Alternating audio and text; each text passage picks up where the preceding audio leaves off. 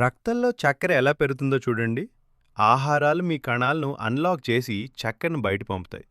మీరు చక్కెర తినడం వల్ల మీ రక్తంలో చక్కెర పెరగదు.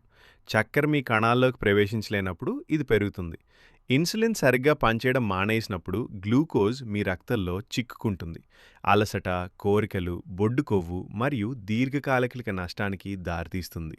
కానీ ఆహారం దీన్ని సరిచేయగలదు. అవకాడో ఆరోగ్యకరమైన కొవ్వులు మీ కణాలను ఇన్సులిన్కు మరింత సున్నితంగా చేస్తాయి. కాబట్టి చక్కెర సజావుగా ప్రవేశిస్తుంది. సిట్రస్ పండ్లు, విటమిన్ సి చక్కెర శోషణను నెమ్మదిస్తుంది మరియు అదనపు గ్లూకోజ్ను తొలగించడంలో సహాయపడుతుంది. ఓట్స్ మరియు మిల్లెట్లు రిచ్ ఫైబర్ చక్కెరను నెమ్మదిగా విడుదల చేస్తుంది. ఆకస్మిక స్పైక్ లేవు, క్రాష్లు లేవు. ఉల్లిపాయ మరియు వెల్లుల్లి ఇన్సులిన్ సిగ్నలింగ్ను మెరుగుపరచండి మరియు పదునైన గ్లూకోజ్ జంప్లను తగ్గించండి. ఆకుకూరలు మెగ్నీషియం ఇన్సులిన్ బాగా పనిచేయడానికి సహాయపడుతుంది. మీ రక్త ప్రవాహం నుండి చక్కెరను బయటికి తీస్తుంది. ఒక సాధారణ నియమం: కార్బోహైడ్రేట్ల కంటే ముందు ఫైబర్ లేదా ప్రోటీన్ తినండి మరియు మీ రక్తంలో చక్కెర ప్రతిస్పందన తక్షణమే తగ్గుతుంది.